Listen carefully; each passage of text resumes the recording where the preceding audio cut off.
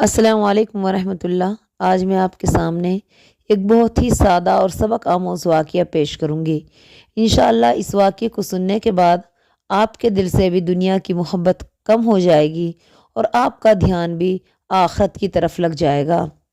ایک مرتبہ کی بات ہے کہ ایک بزرگ آدمی جو بہت زیادہ اللہ والے تھے، بہت زیادہ اللہ کا ذکر کرنے والے تھے، جو لوگوں پر دم کیا کرتے تھے، ان کے دم میں اتنی شفا تھی کہ وہ کسی بھی بیماری کے لیے کسی کے اوپر دم کر دیتے، اللہ پاک ان کے دم کی وجہ سے مریض کو صحیح کر دیتا تھا۔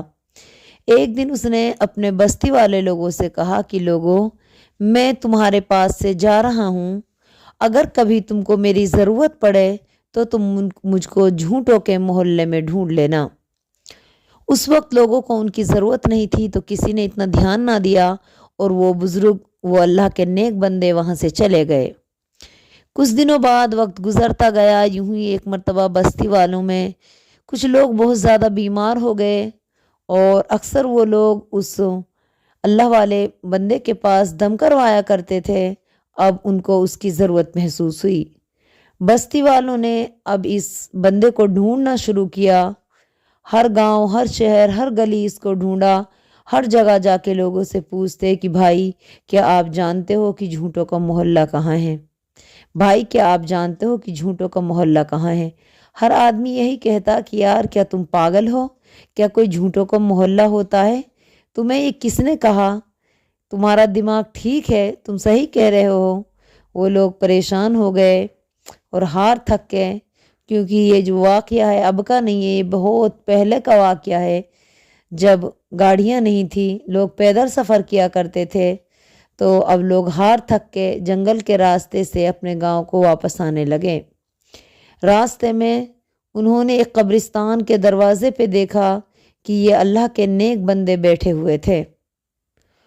لوگوں نے ان کو دیکھتے ہی کہا کہ بابا جان، ہم نے آپ کو کہاں کہاں نہیں ڈھونڈا، ہر شہر، ہر محلہ، ہر گلی، ہر گاؤں، ہر کوچے میں آپ کو ڈھونڈا، لیکن کہیں بھی آپ کا پتہ نہ ملا، اور آپ نے جو ہمیں پتہ دیا وہ بھی بڑا انوکھا تھا، جھوٹوں کا محلہ۔ بابا وہ جھوٹوں کا محلہ کہاں ہے جس کا آپ نے ہمیں پتہ دیا تھا؟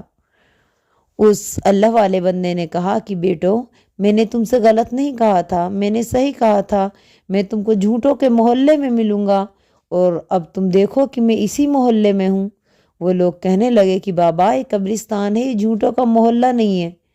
اس نیک انسان نے کہا کہ اے لوگوں، دھیان دو، ان قبروں میں جو لوگ دفن ہیں یہ کہا کرتے تھے یہ گھر میرا ہے، یہ گاڑی میری ہے، یہ بیٹا میرا ہے، یہ بیٹی میری ہے، یہ کھیت میرا ہے، یہ باغ میرا ہے، لیکن آج مجھ کو یہ بتاؤ ان سب کے دعوے جھوٹے تھے یا نہیں؟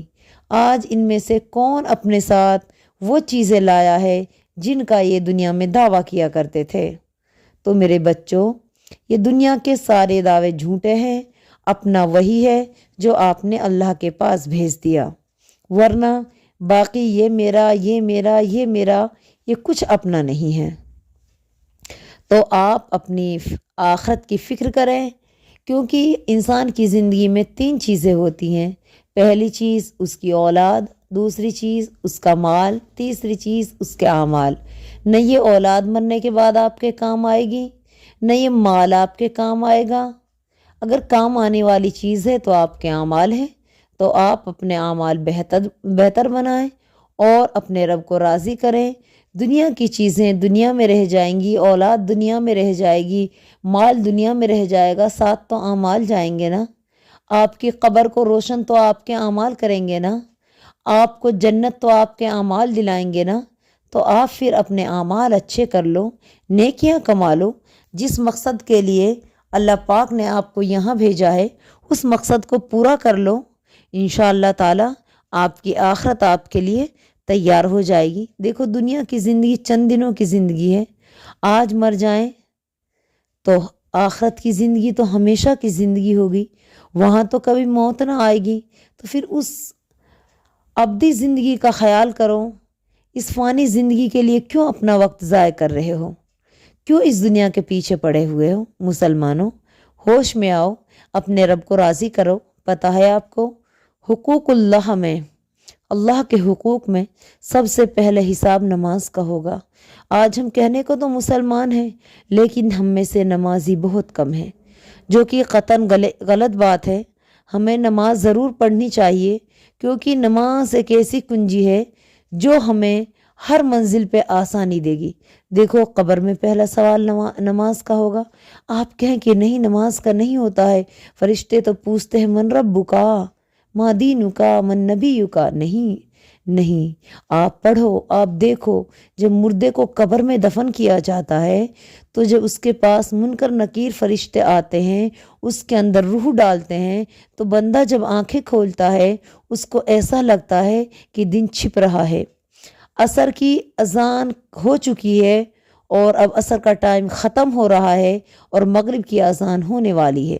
جس بندے نے نماز پڑھی اس کی زبان پہ یہی الفاظ آتے ہیں کہ بھائی رکو، تم جو کوئی بھی ہو مجھ سے پوچھ لینا جو پوچھنا ہے، لیکن پہلے مجھے نماز عصر ادا کر لینے دو۔